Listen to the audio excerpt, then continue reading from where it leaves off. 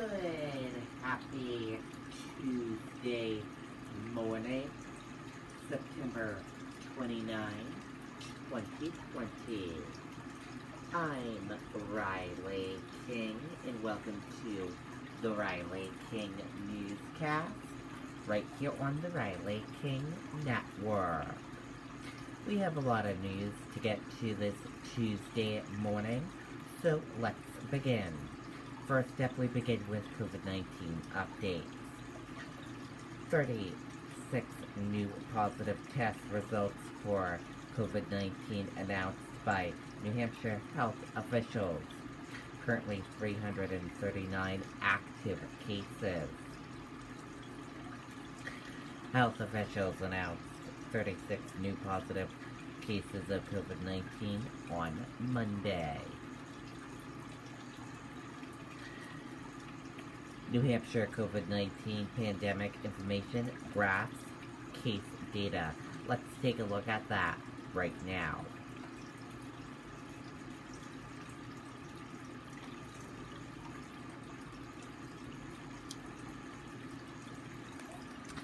And here is a look at that for all of you right now. As you can see, there are 8,208 number of people in New Hampshire have tested positive for COVID-19. 7,134,874 number of people in the United States have tested positive. 439 number of deaths from COVID-19 in New Hampshire. 737 number of people who have been hospitalized with COVID-19 in New Hampshire. And 905 number of deaths from COVID-19 in the United States. Let's take a look at this map of New Hampshire where current cases of COVID-19 are. Manchester 45. Let's take a look at this map of New Hampshire where total cases of COVID-19 are. Manchester 2062. And let's take a look at these three charts here. Let's start with the first chart here. New cases each day, New Hampshire in the purple, daily new positive COVID-19 cases. In the orange, new hospitalizations, and in the red, lots of deaths. Let's take a look at this chart here. Current cases in the purple, total current COVID-19 cases, and in the orange, current hospitalizations. Let's take a look at this chart here. Total cases in the purple, total positive COVID-19 cases. In the orange, total hospitalization, red, death, and blue, recovered. Let's take a look at this chart here. Age group of cases, female and male of cases, and risk information. Let's take a look at this chart here. Infections, hospitalizations, and deaths. And let's take a look at this chart here. Deaths, percent of New Hampshire population, race/ethnicity of cases, and hospitalizations. And a reminder, your common symptoms: fever, lack of smell, cough, difficult breathing, chills, nausea, vomiting, and diarrhea. How it spreads, and prevention tips. And be sure to stay with the Riley King Network for the latest of your COVID-19 information. Some New Hampshire schools see increase in enrollment due to COVID-19. Highest increases in North Country. Let's take a listen to that video from WNUR News 9, Kristen Carosa.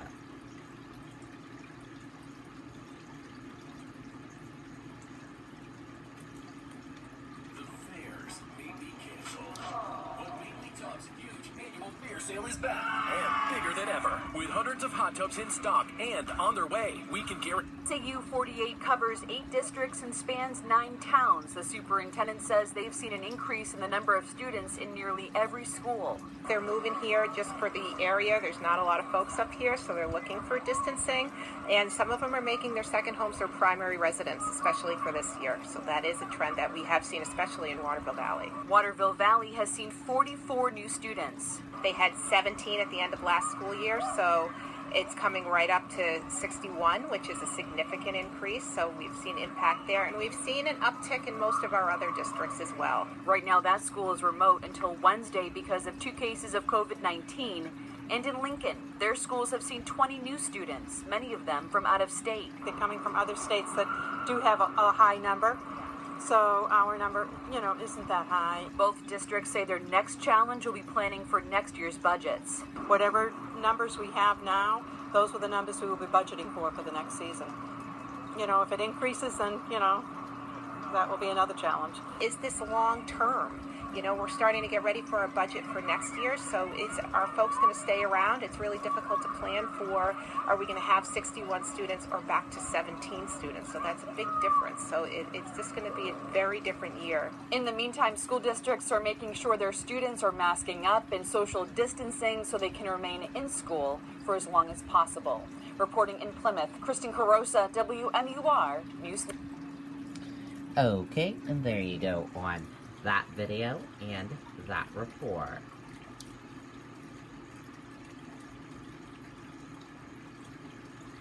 FBI Boston warns of foreign influence on November election.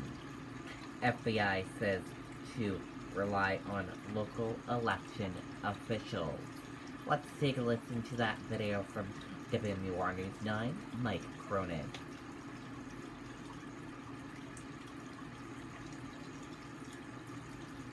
Be canceled. But Mainly Tub's huge annual fair sale is back and bigger than ever. With hundreds of hot tubs in stock and on their way, we can guarantee the largest select. The top FBI agent in Boston says every American has a role to play as the November election nears. I think everybody should have full faith that the election process is going to go forth very well. It's just a matter of making sure everybody is vigilant of the threats that are out there. Joseph Bonavolanta says those threats come from foreign opponents like Russia and China, trying to divide us and cast doubt on the integrity of the democratic process. It just so happens that during election periods, that creates a platform for them to really amplify several rifts or social issues. The FBI says they do so through cyber attacks, helping or harming someone or a cause to advance their interests, and most importantly, deception on social media. Everyone's going to continue to use social media the way they use it, and they should. It's just a matter of being a little bit more vigilant and realizing that know who you're dealing with, know what kinds of issues that are being proposed to you, and just vet it a little bit more. Whether it's a simple incorrect statement online or advanced videos that look real but are fake, the FBI says it's always important to verify the source, fact check what you're reading, and be careful about what you're sharing. As quickly as technology evolves, our foreign adversaries evolve in their methodologies right with it. The FBI says to rely on local election officials for information about voting day, and if you see any suspicious activity online, report that to the social media site as well as the FBI. Reporting live, Mike Cronin, WMUR News 9. Okay, and there you go on that video and that report.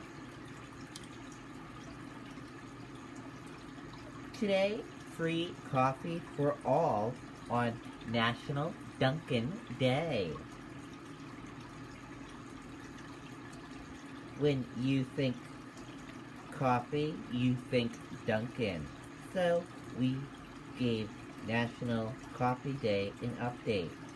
Introducing National Dunkin' Day, September 29th. Come celebrate with us and grab a free medium, hot, or iced coffee with any purchase.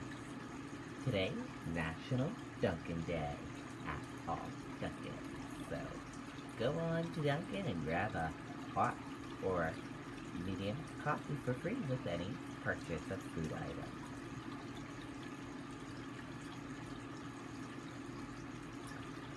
U.S. stocks futures rise slightly after Monday's rally. U.S. stock futures ticked slightly higher on Monday evening ahead of the first presidential debate on Tuesday. Biden, Trump prepare for the first presidential debate. Let's take a listen to that video from ABC News.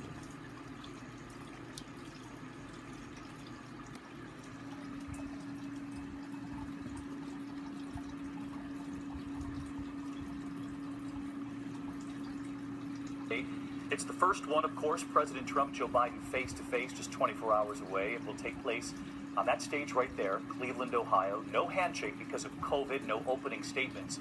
Biden has been doing debate prep and what he says he expects on that stage from President Trump, and what the president says about preparing for the debate as well. Here's Terry Moran tonight. It will be a presidential debate unlike any in modern history. President Trump and Joe Biden on the same stage for the first time. No handshake, no opening statements. And Biden is prepared for the gloves to come off right out of the gate. He's going to want to make it personal. He's going to want to get in a mosh pit. I'm going to talk about why I want to be president of the United States. He has taken time off the trail to prepare. But the president campaigning hard, 9 events in the last week. How many hours would you say you've spent on debate? A little time. I mean, not a lot. I'm running a country. I don't have the luxury. The first question will go to President Trump, who's using his 3rd Supreme Court pick to fire up his base. Formally nominating Judge Amy Coney Barrett to fill Justice Ruth Bader Ginsburg's seat this weekend. She is a woman of unparalleled achievement, towering intellect, sterling credentials, and unyielding loyalty to the Constitution. And Biden is making the case that health care and guaranteed coverage for pre-existing conditions for millions of Americans is at stake, with the court set to take up the fate of the Affordable Care Act just 1 week after the election. The clear focus is, this is about your health care. This is about whether or not the ACA will exist. This is about whether or not pre-existing conditions will continue to be covered. He's heading into tomorrow with a 10-point lead in national polls of the president, and he'll be in his element with 26 vice presidential and presidential primary debates under his belt. But this time he'll be head-to-head with a president who acknowledges he began prepping weeks ago. Here's what Biden said about that to David. The president said he's already prepping for the debates. So am I. I can hardly wait. Who's playing Trump? I'm prepping. And in these final hours before the debate, Biden says going up against Donald Trump is a whole other ballgame. What do you have to do to win the debate? Just tell the truth. Let's get to Terry Moran tonight. Terry, tomorrow night's debate, you've got this new reporting on the president's taxes, of course, coronavirus here in the U.S., the Supreme Court vacancy, plenty for our colleague Chris Wallace over at Fox News to get to tomorrow night. It should, David, be a meaty debate on paper, but let's see. Those topics that Chris Wallace have chosen, 6 topics, 15 minutes each, the Trump and Biden records, the Supreme Court, the coronavirus pandemic, the economy, race and violence in our cities, and the integrity of our elections. But I think voters are also going to get a good look at both men under pressure at length, really for the first time. David? 36 days to go. Terry Moran, thank you. Of course, again, that crucial first debate tomorrow night. ABC News with a special edition of 2020. Starts at 8 p.m. Eastern, followed by the debate right here at 9. In the meantime. Hi, everyone. Okay, and there you go on that video and that report. And again, debate is tonight at 9 p.m. And we will have pre-debate coverage starting around 8 p.m. this evening. So be sure to join us back here around 8 p.m. this evening for pre-debate coverage. That does it for this morning edition of the Riley King Newscast, right here on the Riley King Network. Thank you for joining us for this morning edition. Have a great rest of your day, and I'll see you back here later on today for another newscast. I'll have a news report coming up in a little bit. Goodbye, everyone.